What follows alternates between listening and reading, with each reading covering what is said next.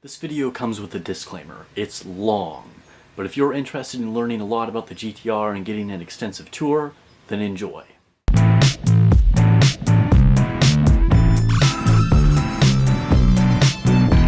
What's up, fellow drivers? So today we're going to do the full GTR walk around as promised, and unfortunately I don't really have the right camera for this, but I was here taking some stills at a really cool location, so I figured why not talk to you guys at the same time. So I apologize if there's any shaky footage, but I think you'll agree that this looks pretty cool right here. Anyway, let's talk about some basics. So this is a 2013 Nissan GTR Black Edition, and what makes it a Black Edition is the dry carbon fiber wing, and I believe it also includes the carbon fiber, that's not in focus, the carbon fiber rear splitter. Otherwise, what makes it a Black Edition is the wheels. So these are forged raised wheels, 20 inches, and these are only on the Black Edition and the Track Edition. You can see it has Brembo brakes. These are 6 pistons up front, and I think we have 4 pots back here. And we have, for tire size, 285 on the rear and 255 wide on the front. So for the 2013 model, it has 545 horsepower, or if you just want to say 550 for round numbers. Nissan's chief engineer has actually full-on stated that the GTR comes with more horsepower than it's rated at, so who knows? I haven't had this particular one on a dyno.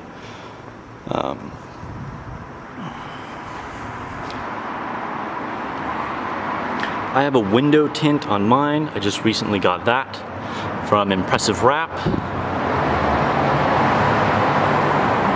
So dark at the moment, well, here, you can kind of see through at this angle because I'm really backlit.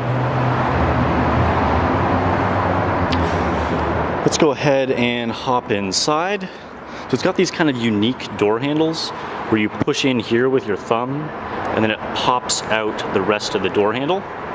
And then this button right here is to lock and unlock it.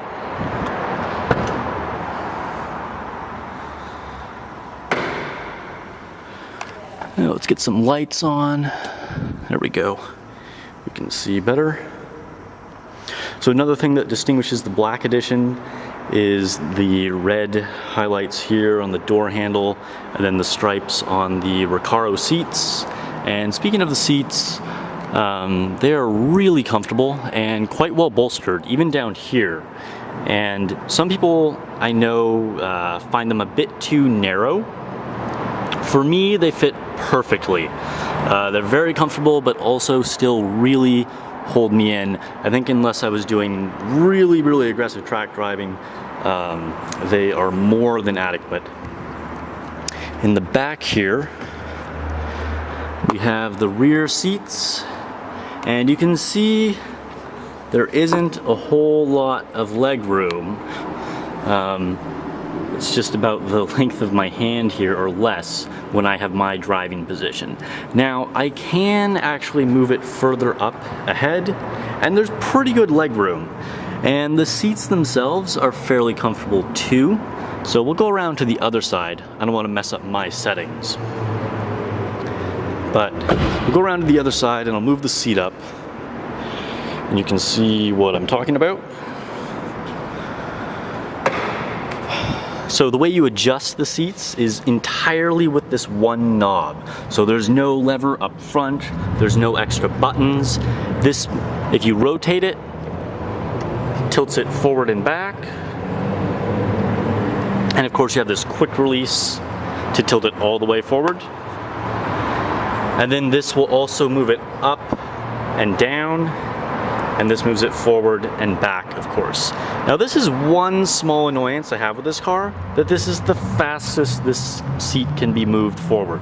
There's no way to just quickly slide it ahead, and that is a little bit annoying. I wish, just like there was a quick release up here, there was a quick release for the base as well. It also comes with heated seats and has 2 heat settings there, so ooh, that's not in focus at all, is it? You can either put it on low or high, and they work extremely well. It heats up very quickly. Unfortunately, there's no cooled seats, and being that I live in Southern California, that is definitely something that I would like to have, because the days when I have a chance to use heated seats are very, very few. Sometimes when I wake up really early in the morning and it's cold out, I can use them. Maybe a few days out of the year it's wintry, but yeah. Anyway, let's go ahead and get in here.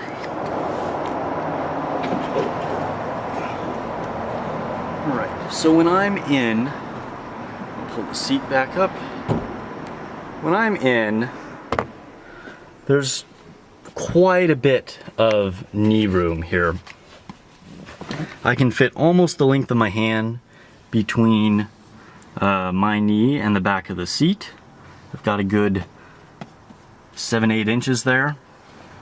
My feet are fine. You can see that my knees aren't sticking way up in the air. My legs do have to be bent. I can't stretch out. And it's pretty roomy too. Like, really, the seat is comfortable. The problem is the headroom. I'm actually having to lean slightly ahead because I would actually hit my head on the back of the windshield. We've got 1 cup holder, so if you do have rear passengers, they have to fight for that 1 cup holder. Frankly, I wouldn't really allow drinks in my car anyway. Got the Bose sound system, and it is quite a good sound system. It also has a feature, I'm gonna climb out of here. It also has a feature that it will automatically adjust the volume depending on what speed you're in. Although personally, I don't really like doing that. I like to just set it on the sound level and then just like leave it at that. Now, I apologize where we take 30 seconds here to move this seat back. So we got GTR emblems here on the door sills, GTR emblems on the floor mats. And what else? Both windows are single touch. And of course, you've got your lock and unlock. Interior is not like super high end, like something you would find on, you know, probably like S-Class or a Bentley or something, but it definitely does feel luxurious. Like I said, the seats are really comfortable. They're very cushioned. They feel high quality, good leather. The dash even is really soft. You can see it's like got kind of pillow backing. Even up here, it's all soft touch. I don't think this part is real leather, but it feels nice. It's got a good solid feeling to it. There's carbon fiber on this part of the dash. Have some carbon fiber down here as well where your CD player is. You can see it says Bose there as well. You got your passenger seat airbag warning and things like that. Here's the shift knob. So the way that you shift is by pressing down this button and then sliding it through them. So right now I'm in park, of course, and then you have reverse, neutral, and then automatic, and you just toggle it to manual by flipping it to the side or to the other side. You just bump it over, and then of course you can use the paddles. Now this is another small gripe I have. I wish that the paddles, oh sorry for all this out of focus shots, I wish that the paddles were slightly longer. And I think they might have been worried about it interfering with the gauges if they stuck up too much. But I think if they were just a little bit longer, it would be nice for being able to reach them better when you're going around turns, because they are mounted to the steering column, not the steering wheel, so they're fixed. And I kind of like that. That way I know exactly where they are, but just having a little bit longer would make them easier to reach. What else? Let's go ahead and turn it on. So you have your start-stop button down here. On accessory. Hopefully my phone won't randomly start playing music and then we'll get flagged by YouTube. Alright, we're back. I'm going to turn these lights off because I think that's actually better for showing the screen. So here we have the touchscreen display, and currently I have it in the first custom position. So you can do positions 1, 2, 3, and 4 with a fully customized gauge setup. So for instance, if I wanted to change this torque split gauge to something else, I just tap on it. I get the menu of different options, and I can use the touchscreen here to go through them. I can get like how much brake pedal, how much steering angle, cornering G-forces, and so on.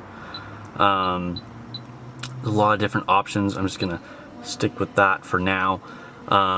Or you can use, let me turn my light back on, this little dial over here, and it will run you through options too. So I can select these. I like this one. I can see my boost, my engine oil temp, or rather, sorry, my engine oil temp, engine oil pressure, torque split, trans oil temp, and trans oil pressure. And then this is kind of just the fun one. I have a nice big boost gauge, and then I have my torque split, so I can see how much power it's into the front wheels versus the rear wheels, and then total G-forces. And let me tell you, that can get quite high. I have personally seen total G-forces of about 1.7, and I'm sure that can get even higher. So there's some more custom layouts. Here's some of the preset ones. So the letters are the preset ones. So this one's all about acceleration. So acceleration G's, boost pressure, acceleration pedal percentage. We have the same thing for braking. We have the same thing for steering. So we'll show you steering angle, how many side G-forces you're pulling. Here you have your gear position and how like efficient you're being and at what speed you're averaging in each gear. Fuel economy, it's probably not too concerning when you're in a GTR. Stopwatch, so if you're at the track, and driver's notes. I'm not quite sure what I would really use that for, but anyway. What else? You of course have all of your standard controls up here, so you can do your radio presets. I have on, off, AM, FM, satellite, auxiliary inputs or CDs. Of course it has Bluetooth connectivity, climate control, dual zone automatic climate control. And here's another small gripe that I have with it. When you're changing whether you have like outside vents or this is for outside or inside, but I mean if you have like coming through the top or the feet area, or you're doing defrost or that kind of thing, the only one is this mode button. And it would be nice if there was one that could select like, you know, going back this way and going back that way, so you don't just have to use one button to cycle through everything. But again, just kind of a small user-friendly thing that could have been nice. I can also see info here with like fuel economy, my maintenance schedule, and I can see tire pressure and things like that. Let's see. Weather info. Of course, it has navigation as well, so I can go to the map.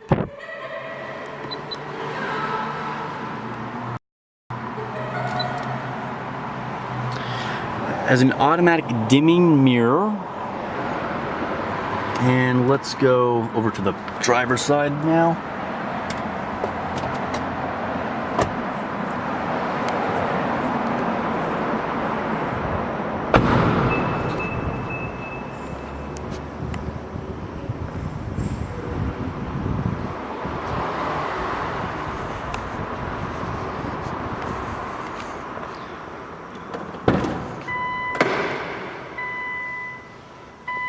Doesn't like it because I took the key away from it.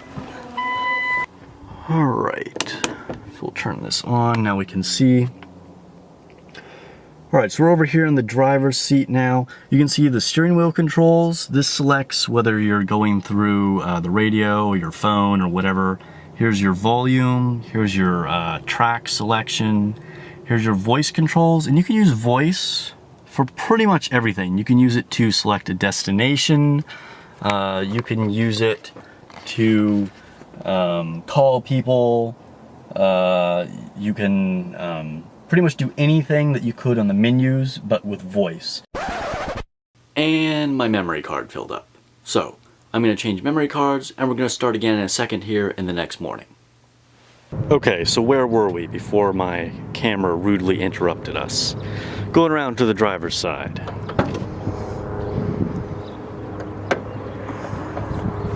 Let's hop in.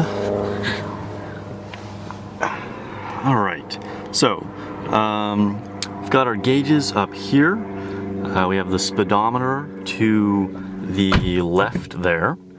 And you can see that it's kind of unique. It actually starts down here and goes up to the left.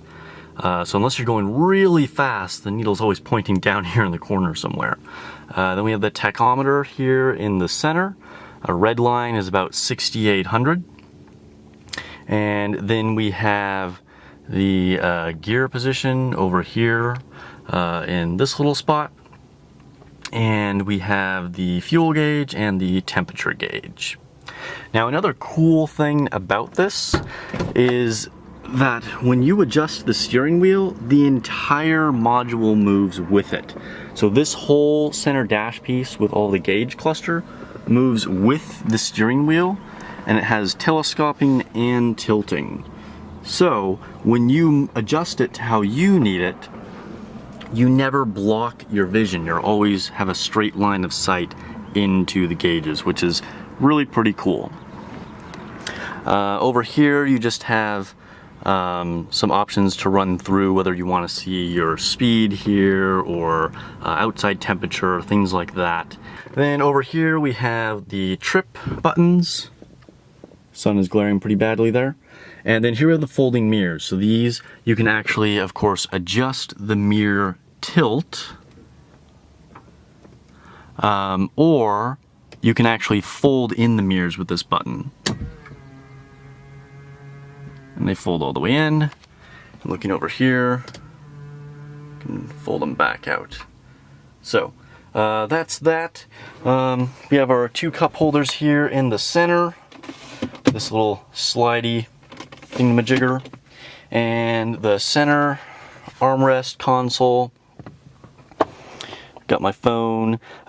We've got one USB in here and cigarette lighter slash auxiliary thing. It doesn't actually have a cigarette lighter, but pretty decent storage in there. It looks pretty shallow, but I've always been able to fit everything I need, like wallet, phone, keys, whatever, even sunglasses. But there is a special sunglass compartment right up here, and you got your sunglasses in there. You have a home link system, of course, for your garage door opener, those kind of things. All right, pedals. Of course, this is a dual clutch, so we only have 2 pedals, but they're very nice looking, in my opinion. Even the dead pedal over there is matching. And here we have some kind of unique things. So we have a button for the trunk, and then this is actually for the key. It took me forever to figure out what that was. I ended up having to look it up. And basically the purpose of that is that Nissan says if the key battery is getting low, then you can put it in there and then the car will run. So I'm not really sure. It's like, oh, well, now it's closer, so it works better. I haven't had to try it, but that's what they say that little slot is for. Sticking the key in there when the key fob battery is low. So that's that. Let's go ahead and go around to the back. So we've got our trunk, and it is a pretty big trunk. So right now I have like my tripod and my sun visor here, and my camera bag. And you can see there's quite a bit of room in there. Very practical. You can fit probably a couple suitcases in here, more than enough space for groceries and backpacks and whatever. You could easily go on a road trip, even pick somebody up from the airport if they didn't have a huge amount of luggage. The thing about it is that the trunk lid doesn't cut down into the bumper, so it's a little bit harder to load and unload because it has a very high sill. And I think that may have been for body rigidity purposes. I don't really know that for sure though, that's just kind of my guess. But the trunk itself is quite large and practical. Of course, we have our signature GTR taillights there and quad exhaust. It has a little leather tab here that you can just pull down to close it. But let's go ahead and start it up. I'm just going to grab my tripod out here and mount you guys up.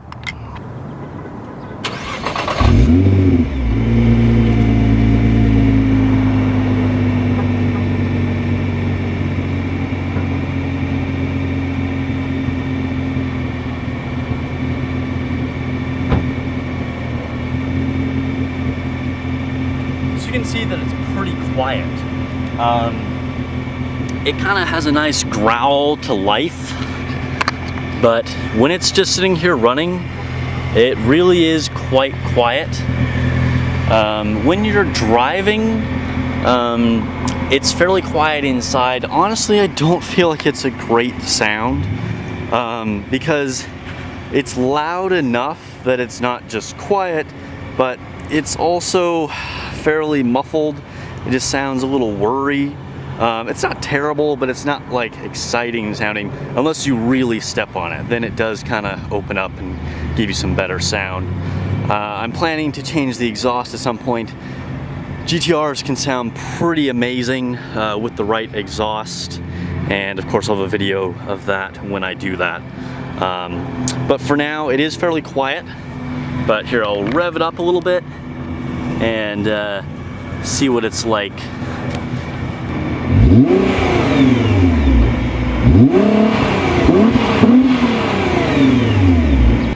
Alright, so let's go ahead and look under the hood really quick.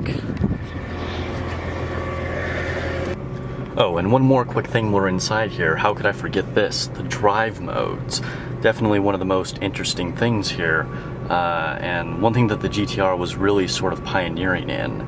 So starting on the left here, this basically changes how aggressive the car is. I'm not 100% sure, but I believe it adjusts both engine mapping and transmission. Shifts become much more aggressive and fast when you put it up in R. And of course, normal is normal. And then when you put it down into save, basically that's sort of like saving fuel economy. Nissan says that you should use this mode when you're in like rain or ice, or you're on long drives. So the car just becomes a little more lazy, a little more sluggish, not quite as jumpy. And then this one over here is your suspension. So again, we're here in normal. If I hold it up, we'll put it in R, it becomes quite stiff when you're in R. And then if I put it down here, it goes into comfort.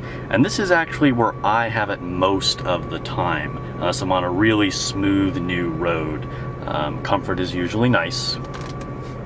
It's still not like exactly wallowy or squishy.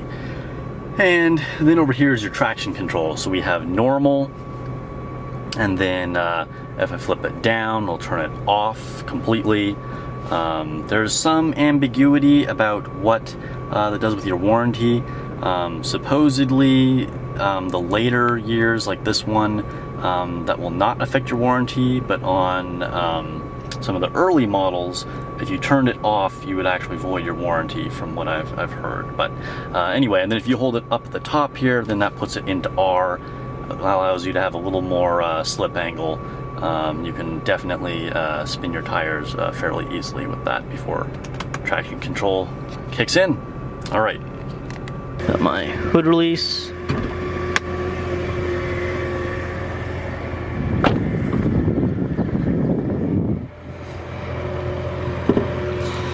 Got a little tab that you just need to pull up on.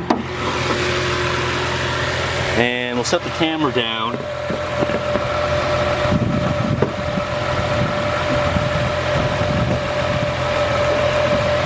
It's funny, for all the feature this has, for as technologically advanced as it is, we're still using the prop stick. You'd think that it would have like shocks or something that open it up. But whatever, it's just kind of funny to do that. I guess technically it's lighter weight, so we'll give it that excuse. Anyway, here's our engine. So it's a 3.8 liter V6 twin turbo. Got our air boxes here and here. It's really kind of hard to see the turbos. I don't know if I can get a good shot that would actually show you, but they're down there somewhere. Of course, here's our manifold.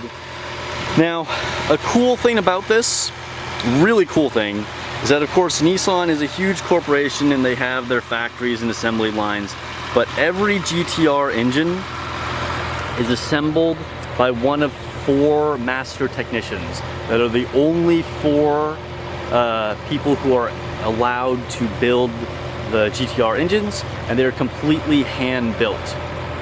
So very cool. You know, this is something that you know, the really high-end exotic manufacturers do.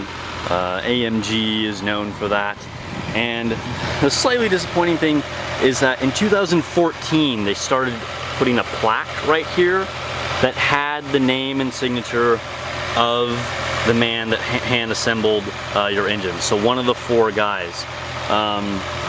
Unfortunately, in 2013 they didn't have that, and the years prior they didn't do that.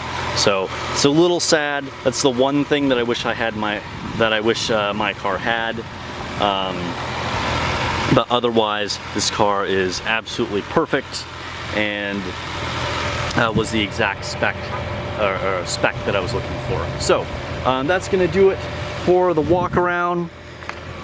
Let me know in the comments below if there's anything that I didn't cover that you were curious about, or any questions that you have. I'll be happy to talk to you about them. Thank you so much for watching. I know this was a long one, but I appreciate your viewership, and I hope that this was interesting with this kind of deep dive into the GTR. So I'll see you guys in the next video, and I hope you're having a great day.